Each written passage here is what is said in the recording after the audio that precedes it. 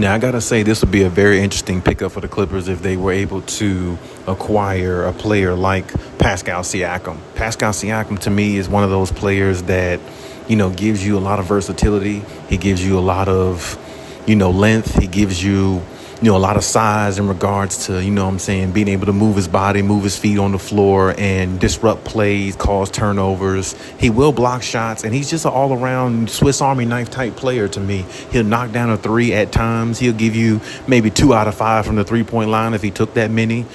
He's just a really good player, and plus he's won a championship too with Kawhi Leonard. So with that being said, it makes the situation so much more, good to have a player like that who has championship experience. Now, of course, the Clippers are very interested in Pascal Siakam. I just personally think that Toronto's going to ask for a whole lot for Pascal. And I personally think one of the names that you will hear if the trade is in flux of actually happening, you're going to hear Terrence Mann. That's just the way it's going to be. Now, I personally don't like the fact that the Clippers give up Terrence Mann for anybody. I personally would keep Terrence Mann. I think he's one of those futuristic, young type players where he can, make an impact in a game, unlike a lot of other young players. Him and Tyrese Maxey, for the Sixers, those two guys are like untradeable to me because they give teams a value that you really can't explain because they're not superstars, but they play better than a role player. You see what I'm saying? They give you more than what a regular role player can. So I don't think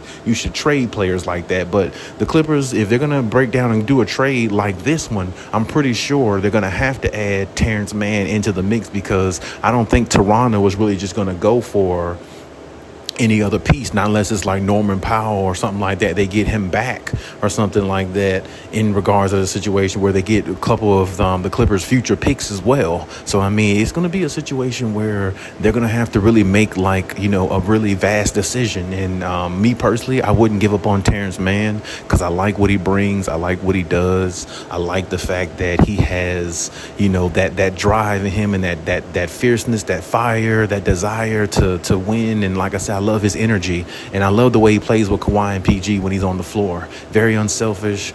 Pass the ball first, knock down shots when he needs to, and do the little things. And it's hard to find players with that type of mentality. And I think, if they end up trading Terrence Mann, I think there'd be a huge mistake, even if it is for somebody like Pascal Siakam, who is better, who gives you more value. But you still need depth on your team if you're trying to win a championship. That's just the way it is. You need that depth. And to me, the Clippers, the one thing they can't do is give up their depth for any trade. They have to be, they have to be cognizant of the fact that our depth is what makes us a unique team. It makes us different from everybody else. It makes us a threat to everybody else. Everybody else may have a big 3, a big 2, a big whatever. They're top heavy as hell. We're pretty much well-rounded. And see, that's the way the Clippers got to look at it. We're a well-rounded team, and other teams want what we have. We just want a piece of what they have, which is 1 or 2 pieces. They want 3, 4 pieces of ours along with our future picks. And the Clippers can't be dumb and, succumb to what other teams want. They have to do what's best for them to better their chances of getting a championship.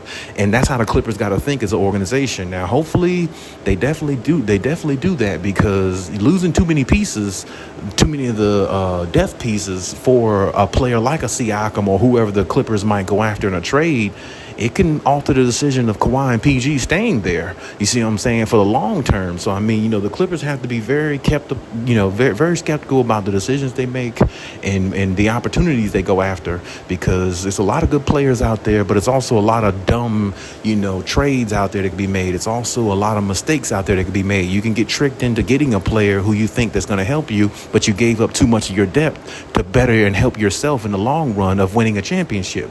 It makes you top heavy, and that's not something the Clippers want to be. They don't want to be top heavy. They don't want to be like other teams. They want to be like they are, unique, a lot of depth, 2-star players, a good head coach, and a good system, and everybody buys in. That's what they want, because that's what's going to help them. And they need everybody to buy in, and they need a lot of pieces surrounding Kawhi and PG so they can stay healthy as much as possible and take more scoring load off of them so they can be more effective in the long haul in regards to the playoffs, finals, things like that. So I personally like the Pascal Siakam opportunity. I was reading on Sports Illustrated some scenarios, how they can get him. Of course, Marcus Moore's name is thrown in every single trade, I believe, and as it should be, because like I said, he hasn't been carrying his weight for a while. So personally, if they're going to do it, I would let go of Marcus Morris. I may let go of one of my young guys on the bench. Maybe I would definitely keep Brandon Boston though, and Terrence Mann. I definitely would keep those two, but I would let one of my other young guys go on the bench and give Toronto maybe a future pick or two, and I would go at it like that, because now you would have somebody who has length, somebody who is accountable, somebody who stays healthy, and Pascal Siakam, somebody who's won a championship and who's won a championship with Kawhi Leonard, I might add, and on top of that.